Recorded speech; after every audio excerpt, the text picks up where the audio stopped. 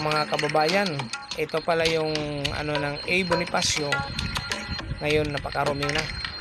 Ayun, ang daming basura, pero noon ang ganda nito dahil marami po itong painting, talagang pinaganda ito.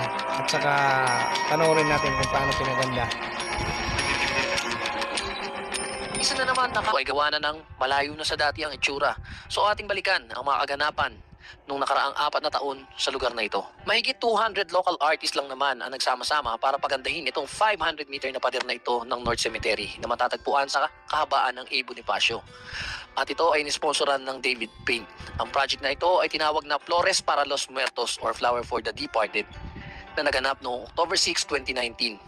Layunin ng Davis Paint at ng lokal ng Maynila na pagandahin ang nasabing pader na ito. Nakakalungkot man na isipin at makita, pero ito na ang sinapit niya ngayon.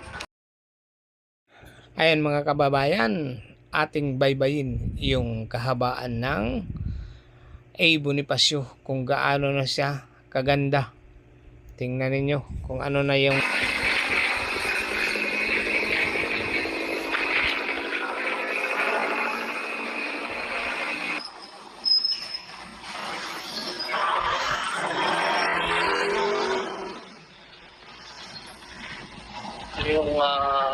North Cemetery.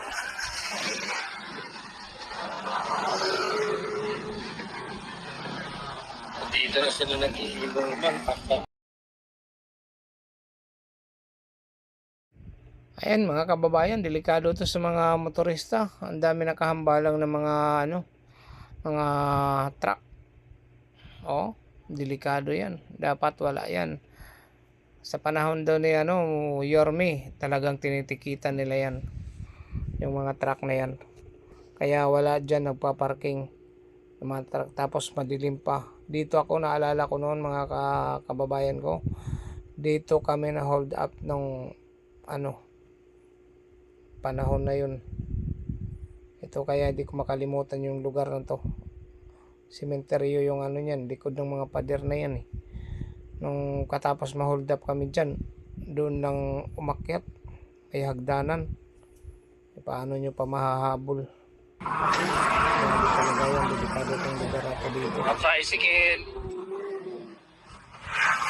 Dito sa may tapat ng Ping-Ping. Itong kabilang side kasi, Quezon City.